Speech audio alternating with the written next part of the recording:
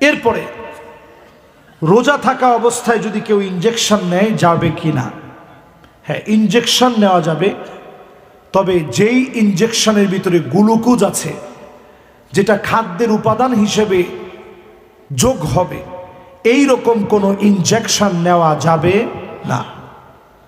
যদি এমন হয় হঠাৎ করে আপনার ব্রেন স্ট্রোক হয়ে যাচ্ছে, রোজা রেখেছেন, আপনি বুঝতেছেন যে ইনজেকশনটা দিলে লোকটার ভালো হবে, এটা তার কোনো খাদ্যের উপাদান যোগ করবে না, ওই অবস্থায় রোগীকে ইনজেকশন দেওয়া যাবে, এতে করে রোজার কোনো অসুবিধা হবে না। এই ফতোয়া আল ফিকহু আলা মাযাহিবিল আরবাআ, আল আজহার বিশ্ববিদ্যালয় আমাদেরকে কদায়া ফিকহিয়া মুআসারা, বর্তমান সমসাময়িক যে মাসালাগুলো পড়ানো হয়েছে, আগে একসময় ইনজেকশন ছিল না, এরকম পোস্ট করার কোনো সিস্টেম ছিল না, সমসাময়িক মাসালাগুলোর উপরে আমাদেরকে সেখানে পড়ানো হয়েছে। এটা সমসাময়িক মাসআলা অনুযায়ী এটা জায়েজ, এতে করে রোজার কোনো অসুবিধা হবে। এরপর রোজা অবস্থায় রান্না করতে গিয়ে রান্নার মধ্যে সমস্যা হলে স্বামী প্রহার করে, এখন করণীয় কি?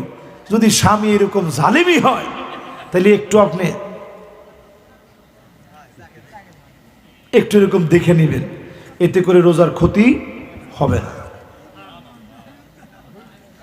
কি সুবহানাল্লাহ একজনে কইছেন? সবাই কোন ইসলাম কি এত কঠিন আপনার কাছে মনে হয়? আপনি তো চিন্তা করতেছেন হুজুর আমি ইফতারির সময় এতগুলো লয়ে বই। আপনি একটু ফিলিস্তিনের কথা চিন্তা করেন, তারা ঘাস খেয়ে ইফতারি করতেছে, ঘাস খেয়ে। আল্লাহর কাছে কি জবাব দিব আমরা? কোন এরপরের প্রশ্ন, ইফতারের পর অনেকেই সিগারেট খায়, এতে রোজার কোনো সমস্যা হবে কিনা? আপনি যদি ইফতারি দিয়েও সিগারেট দিয়ে যদি ইফতারিও করেন, এতে রোজার সমস্যা হবে না, আপনার মানসিকতার সমস্যা হবে।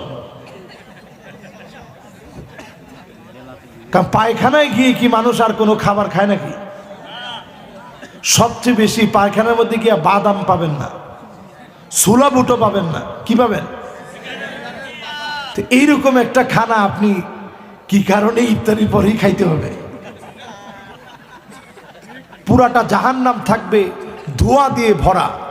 হাদিসের ভিতরে আসছে আর দুঃখু আর দুখান, পুরা জাহান্নাম থাকবে ধোঁয়া দিয়ে ভরা।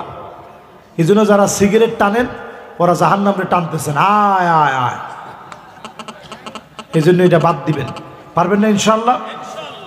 রোজা অবস্থায় স্বপ্নদোষ হলে রোজা কি ভেঙে যাবে?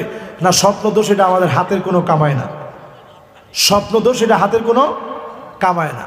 স্বপ্ন মানুষ তিন রকমে দেখে, একটা হচ্ছে খিয়ালুল ইনসান, যেটা কল্পনা করে ওইটাই স্বপ্ন দেখে। এই জন্য কল্পনা ভালো করেন, রোজার মাসে ব্রেনটারে একটু সাথ দেন, শুধু ভালো ভালো জিনিস কল্পনা করেন, দেখবেন আপনি দেখার আগেই কবে তুই রোজাদার, তুই কি চিন্তা করেছেন। এই জন্য স্বপ্ন দেখে কয়ভাবে? তিনভাবে। একটা হচ্ছে খিয়ালুল ইনসান, আরেকটা হচ্ছে লাবুশ শয়তান। অনেকটা এসে দেখবেন বুবা জিনে ধরে। কি জিন ধর্মে? কোনো জিন বোবা নাই।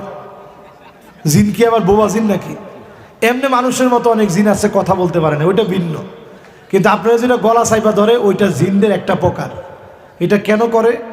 আপনি পেশাব করে ভালো করে ঢিলা কলুপ নেন নাই, জিন্সের প্যান্ট পরছেন, এই জিন্সের প্যান্ট আপনার জীবনের শত শত ওয়াক্ত নামাজ খেয়ে দিয়েছে, ঠিক কিনা কন? হুজুরে জিগাইলে এ নামাজ যায়, হুজুর কাপড়টা ভালো না। আচ্ছা ঠিক আছে, কাপড়টা ভালো না হইলে একটু পানি ছিটা দিয়ে হইলে হয়। হুজুর মনটাও ভালো না। মনটারে যেমনিও টাইনা দিলে নামাজের দিকে নিয়ে আয়। না হুজুর কাজ হবে না, আপনি নিজেই ভালো না, এই জন্য এখন আমি নামাজ পড়ি না। নাউজুবিল্লাহ করবেন না। এই জন্য স্বপ্নদোষ এটা আমাদের হাতের কামাই না। স্বপ্নদোষ হলে গোসল করে ফেলতে হবে। বেশি সময় মুমিন কখনো অপবিত্র থাকতে পারে না। আল্লাহ আমাদেরকে বোঝার তৌফিক দান করুক, পড়েন আমিন। আমাদের কয়েক ভাইয়ের জন্য দোয়া চেয়েছে, পলাশ ভাইয়ের জন্য, রকি ভাইয়ের জন্য, সাগর ভাইয়ের জন্য, হামিদ ভাইয়ের জন্য, আনোয়ার ভাইয়ের জন্য আমরা দোয়া করি। ওনার আয়োজক মাশাআল্লাহ, আল্লাহ ওনাদেরকে কবুল মঞ্জুর করুক, পড়েন আমিন। রাশেদ ভাই সহ সবাইকে অনেক ধন্যবাদ, জাযাকুমুল্লাহু খায়রান। রমজানের আগে এই মাহফিল আল্লাহ তাআলা আমাদের গুনাহ খাতা মাফ করে দিক, পড়েন আমিন।